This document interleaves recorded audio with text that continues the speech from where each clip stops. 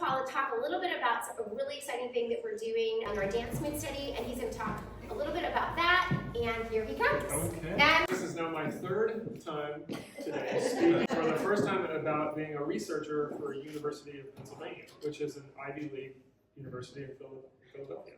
So it's very, very cool, and for the past, year or so, Tiffany and I have been really interested in the psychology of dance, like what's going on in this room. And the reason I care about it so much is because I've been this photographer and videographer for going on 20 years now. And what that means is that I've gotten to see these kids as like a voyeur. Like I get to watch them from back in the theater, and then I edit their photos. And when you do that for years and years and years, and it takes hours, and it's really painstaking and mostly boring. But what I'm looking at when I'm looking at these pictures are usually, I'm trying to focus on eyeballs from way back there, like a sniper. And when you're editing, you start to learn these kids, who they are. You feel like you know them, even though you don't. Like I don't really know most of them, but I feel like I do. And it's because I've seen their honest expressions through the lens from the back of the theater for decades. There's dancers that we still know that are almost in their 30s, having kids and getting married and things like that. And I remember them when they were really young, like 8 or 9 years old. And they're great people. And I started wondering, like, why are they such great people? Like, how come they made it through the social media and all this other stuff? And that's the other thing that I care about a lot and learned or started really feeling like that dance was important was with our own children. Jack, who's 25 now, professional dancer in Chicago.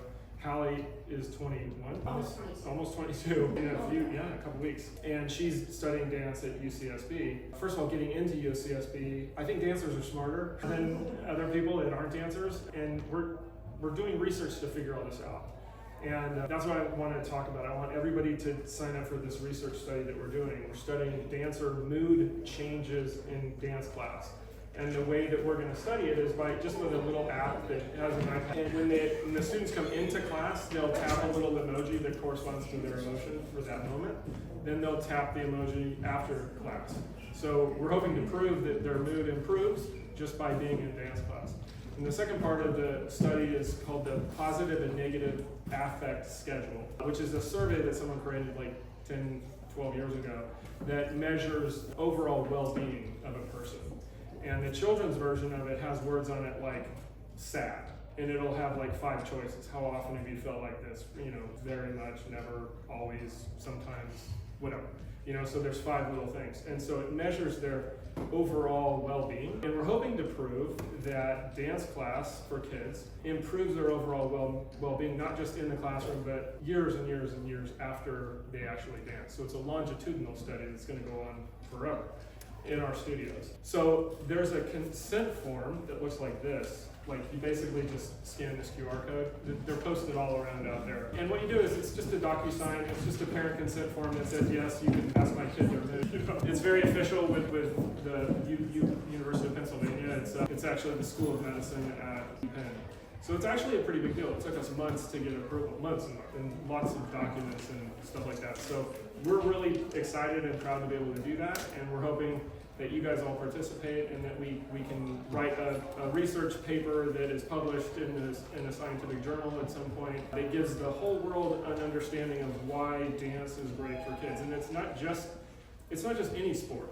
Or it's not soccer and karate. It's something about moving to music and learning choreography and being in a room together. I mean, if you watch these kids together, they form a really tight bond with each other because they're working together all the time. It's very different than anything else that we can think of. So we're excited to learn more about it and to do the research, and we hope you guys will participate. do you want to tell them the studies? Yes, okay. This is important. So I did a lot of research to find peer-reviewed studies, like actual research papers from medical journals and things like that. And I picked 5 little facts that I thought you guys would find interesting, especially with your age group of children. This is when they start staring at their phone and they can't get off it. Just will not, can't, it's impossible. So every minute that they're in dance class is less time scrolling. There's one statistic that says that if you're in dance class 5 hours a week, it equates to 1,800 to 2,100 fewer TikTok sessions per month, which is like, can you imagine if it's 5 hours, that's only 20 hours in a month. Can you imagine what it must be tens of thousands of just mindless scrolling that's happening. And it's a lot of comparison. But anyways, these are statistics I thought you'd be interested in from peer-reviewed journals and studies. Okay, social media's impact on female adolescents. 50% higher depressive symptoms occur in girls spending greater than 5 hours per day on social media versus moderate users, with anxiety rates increasing by 348% compared to offline-focused peers. That's what I noticed with our kids. So when they hit 17 or 18, the anxiety kicked in. And it's just from hours of comparing themselves to everybody else on the internet. Number 2, dance's acute stress reduction. 82 to 88% reduction in emotional distress, stress, anxiety, and sadness, observed in girls after 8 months of dance training, with benefits persisting for 12 plus months post-intervention. This one's really interesting. This is actually the physical brain. Brain rewiring through choreography. Dance training thickens gray matter in brain regions governing memory by 18% and emotional regulation while reducing cortisol, the stress hormone, by 22%. These are effects not seen in sedentary peers. Number 4, protection against cognitive decline. Teens with 3+ years of dance training show 44% lower risk of age-related cognitive decline and 32% stronger working memory retention in adulthood. Smarter. That's what I mean that's why they get good grades. Something about the neural pathways that are formed by learning choreography over and over again and memorizing. If you watch some of these kids, I've seen already some of them at 3 dances already, but some of them will be 8 or 9 different dances at one competition. And I just remember it, like, no problem. This is number 5, counteracting social media's isolation. Dance students develop 2.5 times stronger dopamine responses from live applause versus Instagram likes, which is very good. That's fostering resilience against cyberbullying. So that's good. I think that's it. So I can send this guys to you. You can see all the studies. There's about 70 studies on this just to get those 5 facts. It's a lot of research. So anyways, find one of these and do your, yes?